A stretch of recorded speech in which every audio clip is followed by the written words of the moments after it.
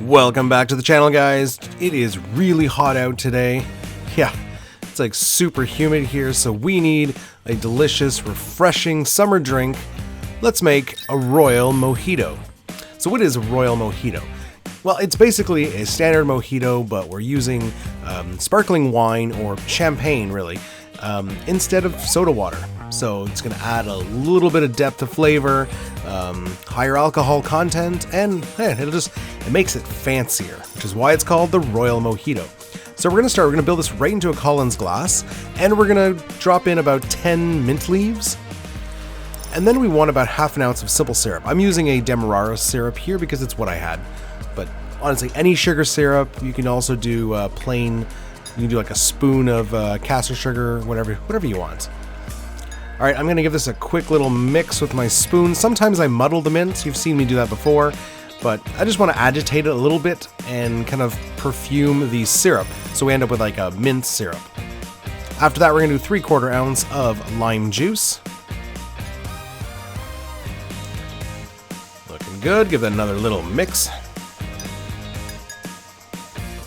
And then the star of the show here, 2 ounces of your favorite white rum. I'm using Plantation 3-Star. This is such a flavorful white rum. This is my new go-to. You know, bye-bye Bacardi.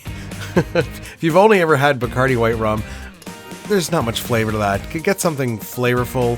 Plantation is a great one. There's other white rums that actually have flavor to them. All right, after that, we're going to give this a little bit of crushed ice. You could do ice cubes here. They called for crushed ice, so that's what I'm going to do. But normally I just put in whatever ice I have with the mojito. Give it a quick mix around, lift some of the mint leaves up to the top. We're then going to drop our straw, and then we're going to fill her a little higher to the top with more crushed ice. There we go, looking good. Okay.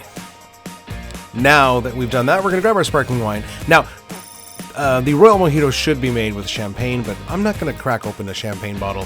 An expensive bottle just for this, and I can't find the little champagne bottles. Around New Year's Eve you can find them, but not the rest of the year. But you can find little bottles of Prosecco, so that's what I have here.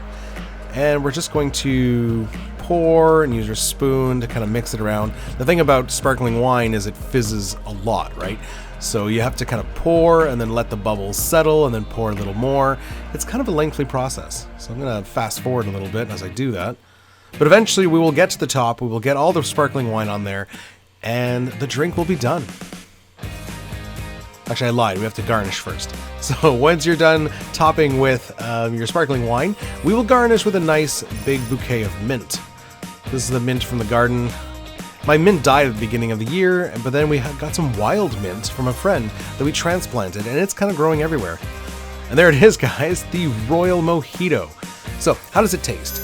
Well, it's actually almost no different than a mojito. It's very mint, rum forward, it's sweet, it's refreshing, it's bubbly. Honestly, I didn't get too much Prosecco up front. If you were to just hand this to me, I don't know if I would realize that it was Prosecco. Maybe that's why champagne would be better, because champagne has a much stronger flavor. It would come through more. But it is very refreshing, it is very good, and slightly more alcoholic. So quite enjoyable. I hope you give it a try, guys. Don't forget to like, subscribe, share, and we'll see you next time. Cheers.